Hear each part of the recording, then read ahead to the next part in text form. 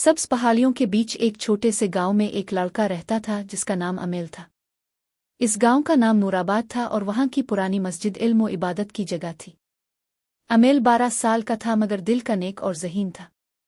रोज़ वो अपने वालिद के साथ खजूरें बेचता और फिर मस्जिद जाकर इमाम करीम से कुरान सीखता। एक दोपहर एक थका हुआ मुसाफिर बाजार में आया। उसके कपड़े गर्द आलूद थे और एक छोटा सा थैला था। लोग इसे देखकर झिझक रहे थे मगर अमेल को कुरान की ये आयत याद आई, मुसाफिर के साथ भी भलाई करो। अल-निसा 36। वो फौरन दौड़ कर गया और उसको पानी और खजूरें लाकर दे। मुसाफिर मुस्करा कर बोला, अल्लाह तुम्हें बरकत दे बेटे, मैं बहुत प्यासा था। इसी दिन शाम को अमेल को मस्जिद के दरवाजे पर एक छोटी चमड़े की थैली मिली। इसमें सोने के सिक्के थे। किसी ने इसे देखुन्हे था।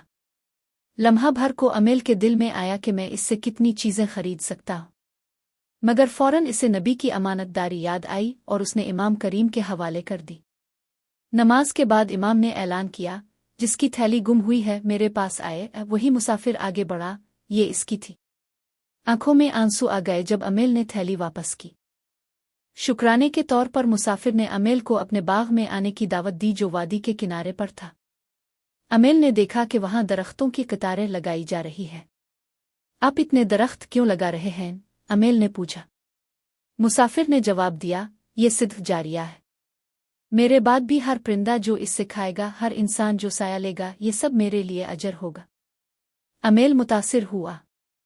घर आकर अपने वालिद को बताया। दोनों ने मस्जिद के सहन में दरख्त लगाने शुरू कर दिए।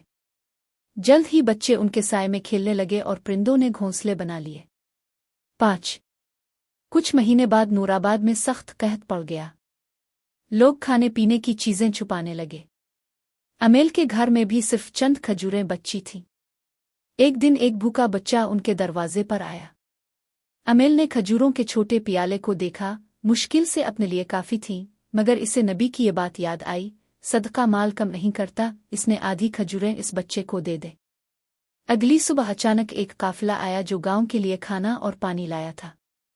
इस काफिले का सरदार वही मुसाफिर था। वो उन लोगों के लिए मदद लाया था जिन्होंने इसके साथ भलाई की थी। कहत खत्म होने के बाद इमाम करीम ने बच्चों को जमा करके कहा, अमेल के अमाल हमें सिखाते हैं कि इस्लाम सिर्फ नमाज और रोज़ा नहीं बल्कि ईमानदारी, सखावत और उम्मीद के साथ जीना है। अल्लाह हमें आजमाता है मगर हर नेकी, चाहे कितनी ही छोटी हो, इसके हां देखी जाती है। अमेल को शर्म भी आई मगर खुशी भी हुई। इसने महसूस किया कि कुरान और बड़ों की तालीमात पर अमल करके इसने न सिर्फ लोगों की मदद की बल्कि अल्लाह के करीब भी हो गया।